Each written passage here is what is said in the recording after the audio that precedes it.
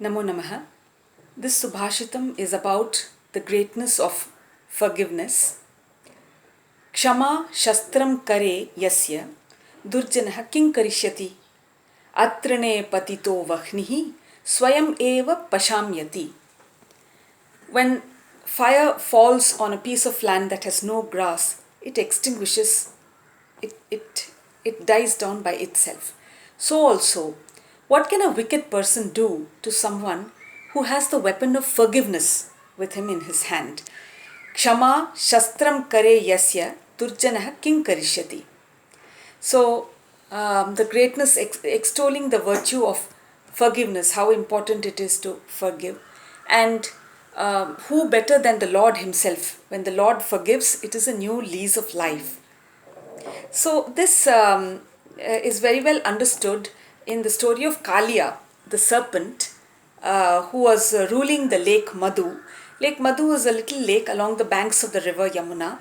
Kaliya, a giant serpent, along with his wives and children, had captured that lake, and they had converted that lake into a poisonous lake.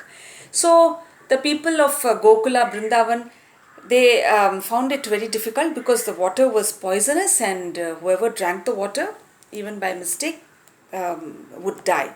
So we know the story. So Krishna subdued Kaliya. He fought a fierce battle with Kaliya. Kaliya emerged out of the water with his 5 huge hoods, and eventually Krishna jumped on he danced on the head of Kaliya and subdued him. That is the story. So then Kaliya prays. The wives of Kaliya come and pray to Krishna and say, please give him a lease of life. Forgive him. Please forgive him. If not you, then who will? You are the Lord yourself. We will go away from here. Look at us, we are a large family. We will go away. If you kill him, then who will take care of us? So the Lord shows compassion and forgives Kaliya and tells him, okay Kaliya, now you must leave this little lake and go back to where you came from. You were at Ramanaka island, right? So you may go back over there. Then Kaliya worships Krishna with lotuses and offers his prayers. The whole family offers the prayers, and now they have to leave. But Kaliya is a little hesitant. He is hesitant to go back to Ramanaka island. Now there is a backstory to this. So Krishna says, I know why you're afraid to go back over there. The backstory goes like this.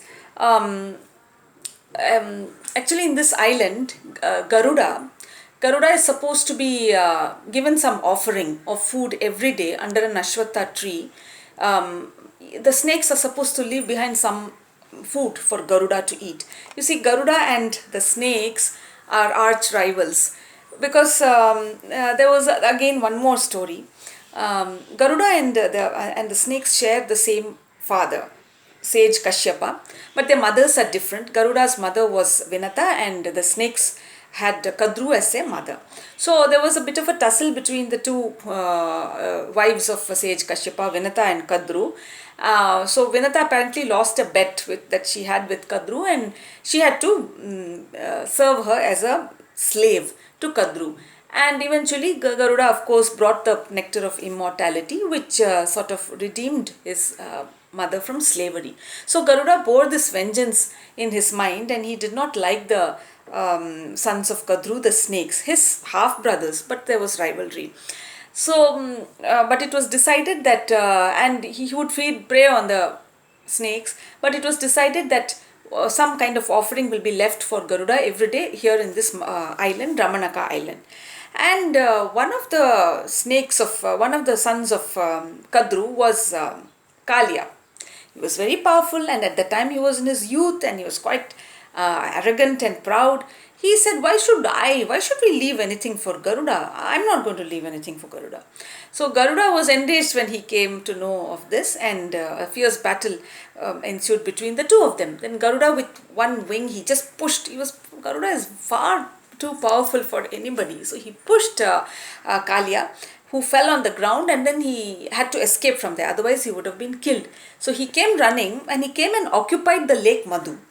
He knew that Garuda cannot come to Lake Madhu. Because why? Because there's another backstory to that. Garuda, the story goes like this. Any eagle who comes to that lake Madhu will have his head will shatter into 1,000 pieces. Now, how this happened was, near that lake, there was once this Rishi Shaubari. He happened to witness a certain incident. So, the incident was about an eagle that had caught a fish from this lake, apparently, and it was preying on that fish. So, and the fish died. And the rishi saw the young ones of the fish suffer in the water without their mother. So that is when he resolved that no eagle shall come and prey on the fish in this particular lake. And if that happens, the eagle's head will shatter into 1,000 pieces. Now Garuda came to know about this. So also Kaliya. So Kaliya knew that Garuda will never come to this lake, Lake Madhu. That is why he and his entire family had migrated to this lake to live there in peace, and they were poisoning that lake and making life difficult for the Yadavas, which is why this entire incident happened. So now Krishna says, I will forgive you, Kaliya, don't worry. I understand your difficulty also, your dread about going back to Ramanaka. Don't worry. Garuda will not harm you. You go back there and live with your family. He will not harm you. When he sees my footprints on your hoods, he will know that I have been blessed by you, I have been forgiven and blessed by you, so he will not touch you. So you can go back to Ramanaka island and live in peace. So this is how the Lord displays his benign compassion, forgives the poisonous Kaliya, does not kill him, and lets him go and gives him a new lease of life. Kshama shastram kare yasya durjanaha king karishati. What can anybody do to someone who has this weapon of forgiveness with him? So atrine patito vaknihi swayamevo pashamyati. Just like how fire, when it falls on ground which has no grass, it gets extinguished by itself. So also forgiveness is the greatest weapon, greatest virtue one can possess, is what we learn from this Subhashitam. Namo Namaha.